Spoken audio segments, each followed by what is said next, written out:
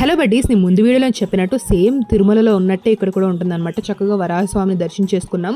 వరాహస్వామి గుడి ముందే మనకి కోనేరు కూడా ఉంటుందన్నమాట. కానీ కోనేరు అయితే ఇప్పుడు క్లోజ్ చేస్తారు. ఎప్పుడైనా మనం వెంకటేశ్వర స్వామిని దర్శించుకునే ముందు వరాహస్వామిని దర్శించుకోవాలి. చక్కగా దర్శించుకున్నాకంటే మేము డైరెక్ట్గా గుడిలోకి అయితే వెళ్తున్నాం అనమాట. ఇక్కడ వకులదేవి మాత గుడి కూడా ఉంది లోపలనే.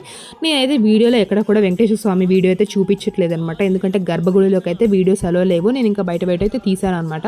అదే కాకుండా ఈ గుడి చాలా పెద్దది. ఎప్పుడైనా నిజామాబాద్కి దగ్గరగా ఉన్న వాళ్ళైనా ఇక్కడికి చాలా మంచిగా విజిట్ చేయొచ్చు. ఎందుకంటే చాలా ప్రశాంతంగా కూడా ఉంటుంది. ఎయిర్ పొల్యూషన్ కానీ నాయిస్ ఏమి ఉండవు అనమాట. అదే కాకుండా ఇక్కడ నరసింహస్వామి గుడి కూడా, ఆంజనేయ స్వామి గుడి చాలా పెద్ద ప్లేస్ అనమాట. ఇక్కడ వనభోజనాలు కూడా చేస్తారు ఆల్మోస్ట్ చాలామంది. ఇక్కడ చాలా పెద్ద గుడి. ఇంకా ఆవులు, కట్టెగానుగు నూనె అవన్నీ కూడా తయారు చేస్తారు. ఎక్కువగా మనకి ఎన్విరాన్మెంట్కి చాలా దగ్గరగా ఉన్నట్టు అనిపిస్తుంది అనమాట. నాకైతే ఈ గుడి చాలా ఇష్టం. ఇంకెప్పుడైనా వెళ్ళినప్పుడు దీని గురించి ఇంకా డీటెయిల్గా తెలుసుకొని మీకు చెప్తాను అనమాట. చాలా కొత్త రకాల చెట్లు కూడా ఉంటాయి ఇక్కడ.